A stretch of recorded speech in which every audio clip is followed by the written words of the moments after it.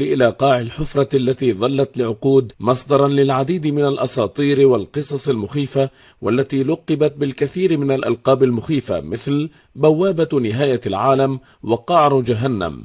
فماذا وجدوا هناك؟ وهل هي نفس الحفرة التي ذكرها الرسول صلى الله عليه وسلم؟ وماذا قال عنها؟ بئر برهوت هي حفرة كبيرة تقع في واد يحمل نفس الاسم في محافظة المهرة اليمنية بالقرب من الحدود اليمنية العمانية، على بعد 1300 كيلومتر شرق العاصمة صنعاء، في منطقة قاحلة وشبه صحراوية تخلو من الحياة البشرية.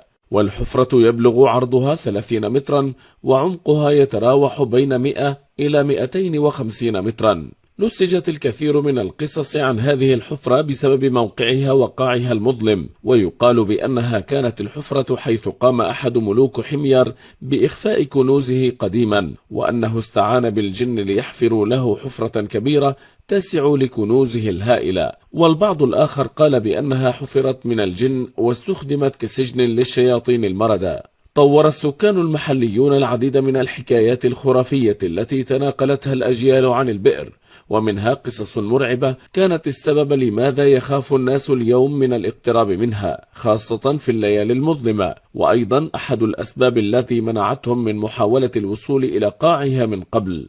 أحد أشهر هذه القصص هي قصة رجل من أهالي القرى القريبة تطوع يوما للنزول إلى البئر في فترة عانت فيها المنطقة من جفاف شديد لعله يجد شيئا من الماء في قاعها. ربطوا الرجل بحبل متين، وبعد دقائق قليلة من نزوله بدأت صرخات مخيفة تصدر من الحفرة، فقاموا برفعه بسرعة على أمل إنقاذه. قصة أخرى شهيرة يرويها سكان المنطقة هي لأم فقدت ابنها بالقرب من هذه الحفرة في غمضة عين، وقيل إن الجن هم من قاموا بذلك. يتناقل أهل المنطقة أيضا أن الحفرة تعج بالحيوانات المفترسة، ويقال أنه ذات يوم قام مجموعة من السكان بإنزال جمل إلى قاع البئر، ثم فجأة ظهرت 4 تماسيح قامت بسحب وتمزيق الجمل.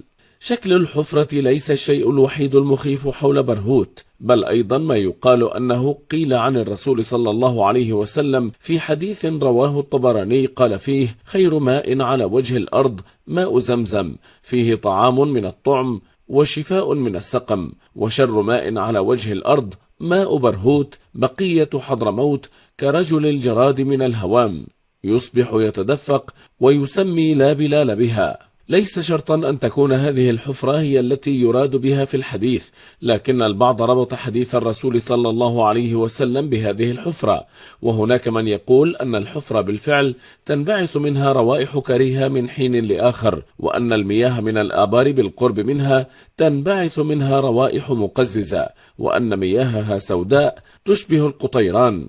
ولهذا السبب يربطها الكثيرون بالبئر التي وصفها الرسول صلى الله عليه وسلم بأنها تحتوي على أسوأ ماء على وجه الأرض.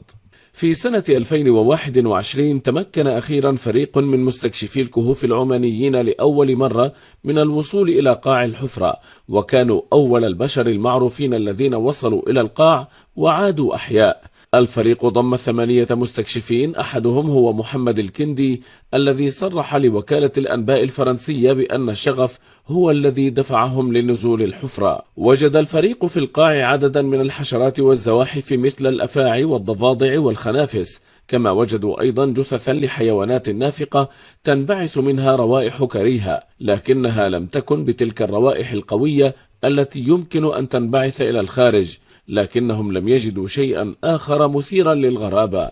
الصور كانت تركز على عرض جمال وروعة برهوت من الداخل، بما في ذلك ما يسمى بلآلئ الكهوف، وهي أحجار كروية الشكل توجد عادة في الكهوف تلمعها المياه وتجعلها تلمع كما اللآلئ.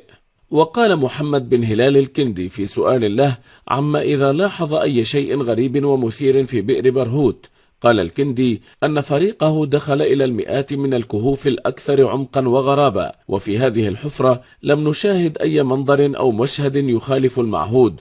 وقال إن معظم الكهوف التي دخلوها من قبل كانت تحوم حولها نفس القصص التي كانت تحوم حول حفرة برهوت. بخصوص حديث الرسول صلى الله عليه وسلم قال الكندي أن الحفرة هي بلا شك ليست التي ذكرها أو تحدث عنها الرسول صلى الله عليه وسلم، لأن الحفرة جميلة مليئة بالمشاهد المذهلة ولا يوجد فيها أي شيء يثير الخوف. كما أضاف بأن المسؤولين في اليمن يعملون على تغيير اسم هذه الحفرة بالرغم من الغوص أخيرا إلى عمق الحفرة، إلا أنها لا تزال تخفي الكثير من الألغاز المثيرة. فعلى سبيل المثال لا أحد يعلم تماما متى أو كيف تشكلت في المقام الأول، وهذا ما يمكن أن يفسر لاحقا مع إجراء المزيد من الرحلات الاستكشافية إلى